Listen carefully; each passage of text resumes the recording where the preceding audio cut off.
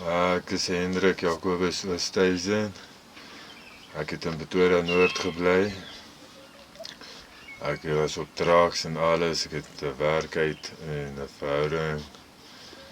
Ja,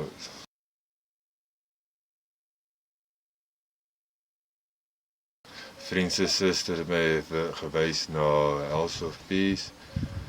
En ek het hier aangekom. Was al negatief en alles.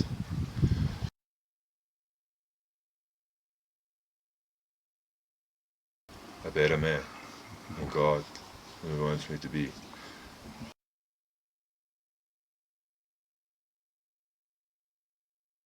My life before was nee, was nie goed nie. Dit was sleg.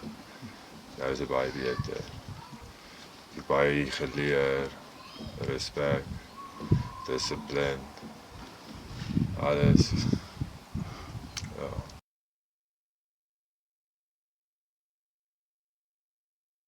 Ja, a lot of change, ja.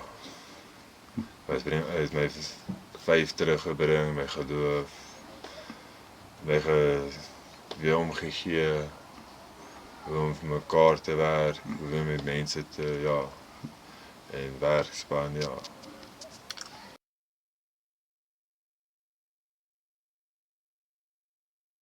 A better future.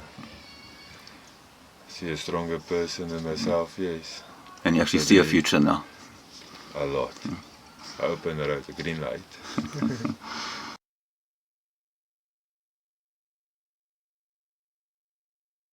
Never give up.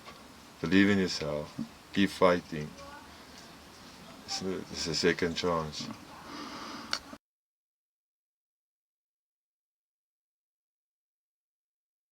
Very bad. Didn't pray, didn't know God. Compared to now? I know God a lot. You can feel it in your life now? Yes, I can feel it change. Still working on that, yeah. I can feel it.